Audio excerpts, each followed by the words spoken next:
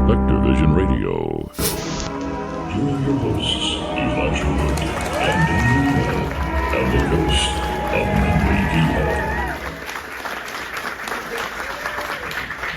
We have to put it in the middle of our Yes. Hello. Hi, everybody. I've been looking forward to this week or this night for weeks. Yeah, same.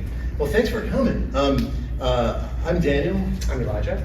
We're the co-founders of Spectrevision. We make movies and now we make podcasts. We have a podcast network which is called Spectrevision Radio, and funnily enough, it's about the intersection of the arts and the uncanny, which is All the things that Dennis was just talking about. That's correct. So hopefully this is the first of what we hope will be an annual tradition. You know, we love anything to do with the spooky season. Personally, ghost stories are my absolute number one favorite of all the kind of subgenres of Halloween and horror and.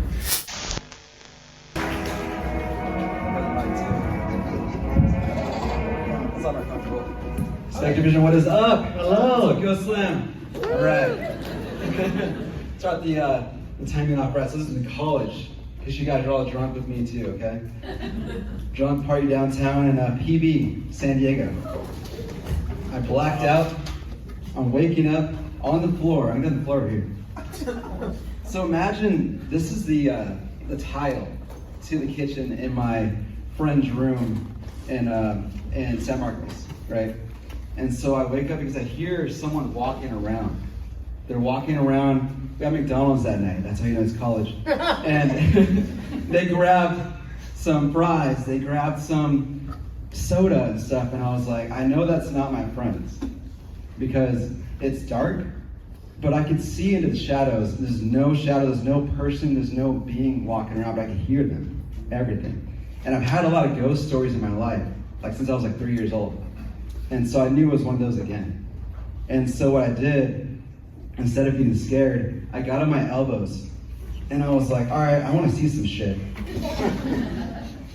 And I'm like looking, and I'm like, and it's like walking around. I can still hear it stomping around, right? And it's almost like it knew I was looking now, and it got quiet. And then all of a sudden, the footsteps got louder towards me. Slowly, until it was right by my feet. And then it got quiet again. And there's a short pause, and all of a sudden the floor creaked. It was like it leaned over and looked at me or trying to scare me or something. And so I grabbed my pillow and I was like, oh shit, fuck this. And so I ran to my friend's room. And so I was with my friend Yvonne and Jenny, and they were both in their room and the lights were still on. They were still talking and stuff. I guess I passed out early. Blacked out back then. That happened a lot back then. Anyways, so San Diego story. I still live there, so bro. Yeah. No, so anyways, I go to my friend and I'm all, dude, your place is fucking haunted. And then she was like, oh, you experienced something too? And I was like, fuck her, dude. So we're kind of joking around. And so imagine there's like 2 beds, right? There's 2 beds right here. I'm in the middle on the ground. And we're just talking, feeling the ground again. And so we're just talking, bullshitting, and then all of a sudden, my friend Jenny's bed just starts shaking. Right? And I thought she was kind of moving around or something. And she leans over and she's like, stop shaking the bed, Joseph. And I'm not even touching your bed, dude. And it starts shaking more violently now. It was like crazy, right? So she screams, she gets off the bed, goes on Yvonne's bed. I'm with Yvonne and Jenny, they're hugging onto me, screaming. The lights go out. And imagine there's like a sliding glass door right here, right? And there's like these long blinds that go down to the floor. And so this shadow just walks by. And as it walks by, the blinds are just like kind of like moving with it. And it was pretty fucking scary, right? But I had those girls on me, so it wasn't that bad. Right? But anyway, so after that night, I'm not sure what happened to Yvonne after that. Honestly. No, so fast forward like a month later, right? I get this phone call like at 7:30 in the morning, and that's how you know it's in college because I kept my phone on volume. Now I turn that shit on silent. Just fuck that. But anyways, so she calls me at 7:30 in the morning, and then she's like, "Hey, did you hear what happened?" And I was like guessing because like her mom's really close to my mom. And so I'm like, no, like what happened? And she's like, remember that shadow we saw? I'm like, yeah, of course. And she's like, well, I was having this dream that it was pulling the bed sheets off of my bed, right? And when I woke up, it was really happening, but to my roommate, Jenny. And she was screaming her head off, just shaking all crazy in the bed. And I grabbed her and was consoling her.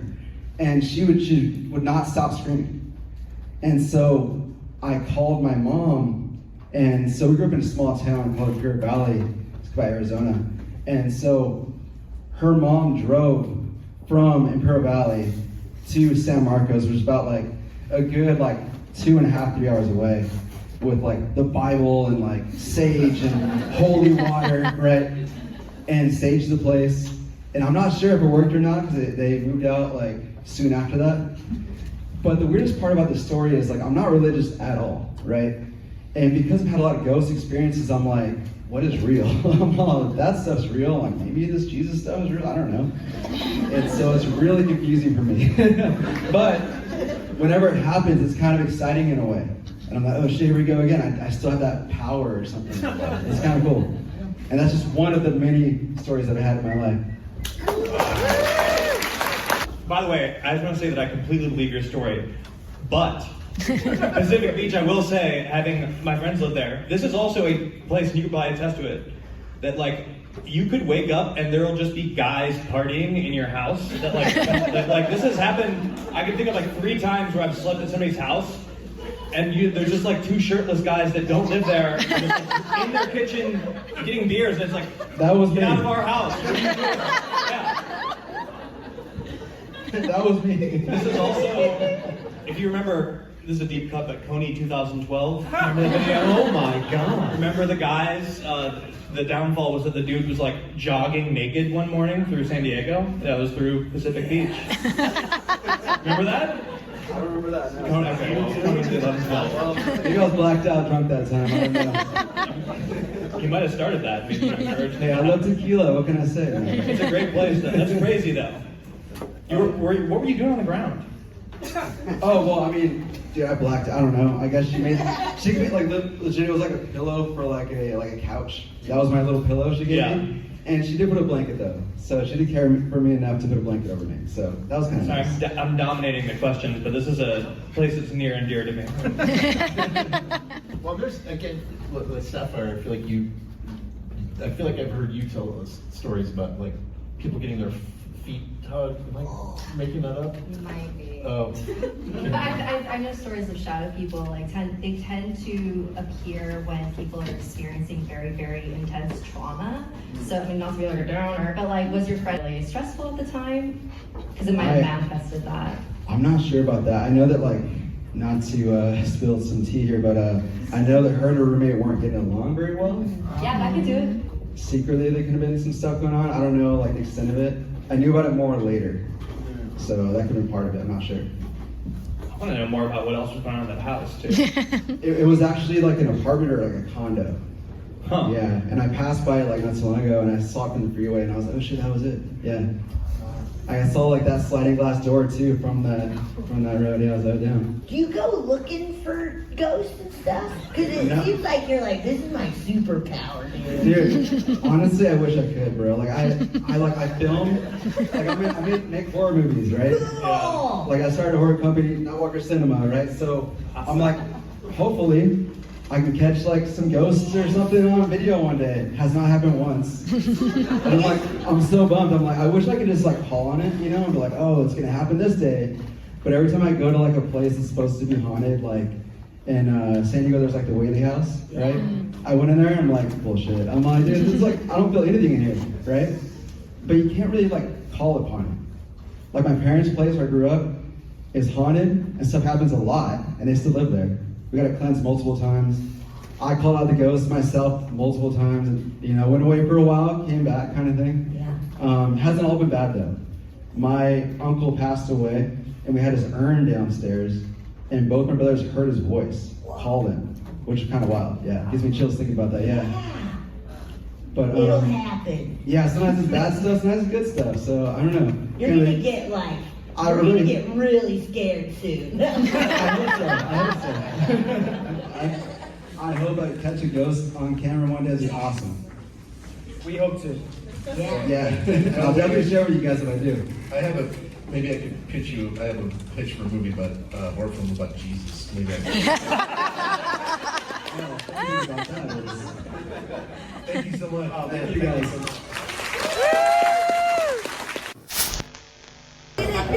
A word's gonna pop up. Black. There is a black wall. Is that what you're referring to? I'm like also too scared to ask. I don't want to talk to anybody actually. You want to ask a question? Yeah.